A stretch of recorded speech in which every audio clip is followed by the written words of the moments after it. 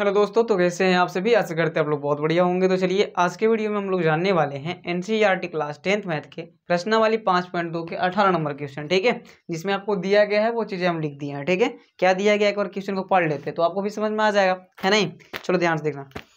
कहता है किसी एपी के चौथे और 8वें पदों का योग, माने चौथा पद और 8वां पद का जोड़ जो है 24 दिया गया है। ठीक है, उसके बाद में क्या कहता है कि तथा छठे और 10वें पदों का योग, 10वें पदों का योग 44 दिया गया है। तो इस एपी के प्रथम 3 पद ज्ञात कीजिए। देखिए यहाँ कहा कि छठे और 10वें पदों का योग कितना है, 44 है। तो प्रथम 3 को पद ज्ञात करना, वही पहला पद, दूसरा पद, तीसरा पद। ठीक है, चलिए आइए देखिए ध्यान से।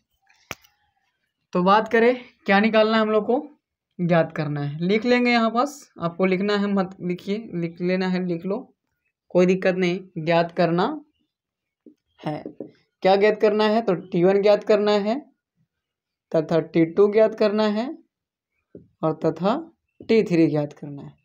सबको बारी बारी से हम लोग ज्ञात कर लेंगे। आइए ध्यान से। तो चलिए ये चीज़ें आपको बताए होंगे हम, T4 का मतलब और T8 का मतलब बढ़िया से हम आपको सिखाएं अगले वीडियो में ही।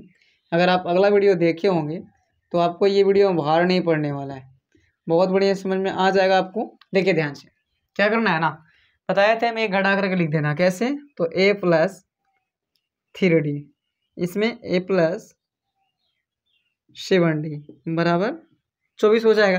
देखिए कैसे से, यहाँ पास 4 है तो n-1 होता है ना फॉर्मूला में, तो n के मान तो 4 यहाँ पास है, तो n-1 माने कि n में से 1 घटेगा तो 3 ना बचेगा, और a + 3d बच जाएगा। ठीक है, यहाँ भी वही है तरीका से कहा होता है कि एक घटा कर लिखना है खाली d में लगा करके, है ना।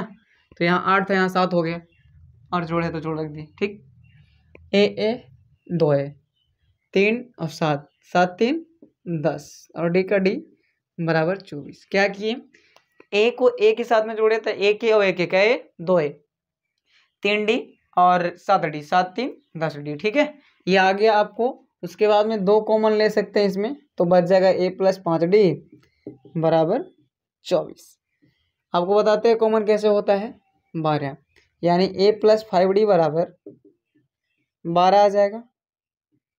चलिए देखिए समझना ध्यान से, कॉमन कैसे लेते हैं। जब दोनों में कटने वाली संख्या रहती है ना, जैसे 2 से देखिए 10 भी कट रहा था, तो ऐसे कंडीशन में कॉमन ले लिया जाता है। क्या, तो जिससे दोनों कट सके, जिससे दोनों कट सके वही चीज़। तो 2 से देखिए 2 हम कॉमन कहा लिए कि 2 का 1 बार में कट जाएगा तो 1 लिखो या ना लिखो, और 2 का 5 बार में कटेगा 10। समझ रहे हैं बात। चलिए इस तरीके से इसको भी कर लेंगे। T6 है तो a + 5d हो जाएगा, इसको a + 9d बराबर 44।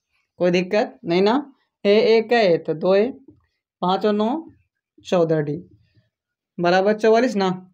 चलिए तो 2 यहाँ भी कॉमन, तो a + 7d बराबर 44, यानी 2 से काटोगे 22 दूना 44, a + 7d बराबर कितना हो जाएगा, 22 हो जाएगा। समझ रहे हैं, उसी तरीके से किए जिस तरीके से पहले वाला किए थे, इसलिए थोड़ा सा फास्ट हम कर दिए। समझ रहे हैं ना।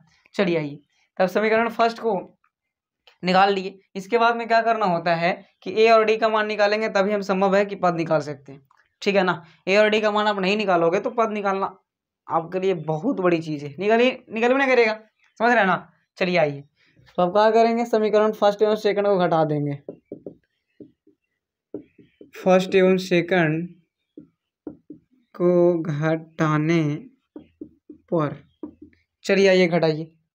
तो a + 5d बराबर 12 और a + 7d बराबर 22।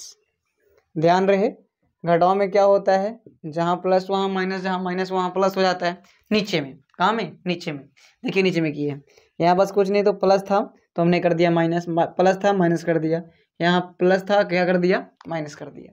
अब पुराने चिन्ह को नहीं लेकर चलना हम लोग का। ठीक है, अब हम चलेंगे नया चिन्ह से। किस चिन्ह से, नया चिन्ह से। तो नया चिन्ह एक माइनस रहा एक प्लस रहा, तो ये तो कट जाएगा बेचारे, है ना, सेम रहता तो कट जाता है। उसके बाद में -7 में से 5 जाएगा तो -2d बराबर 22 में से 12 आ जाएगा, कितना बचेगा, तो -10 है कि नहीं। चलिए देखिए ध्यान से, आपको तो पता ही होगा कि बड़ा का चिन्ह होता है, तो बड़ा 22 है तो 22 का चिन्ह लिख दिया माइनस।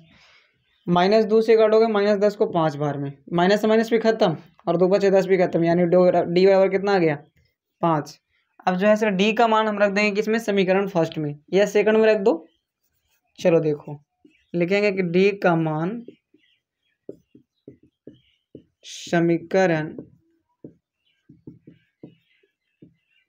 1 में रखने पर, रखिए।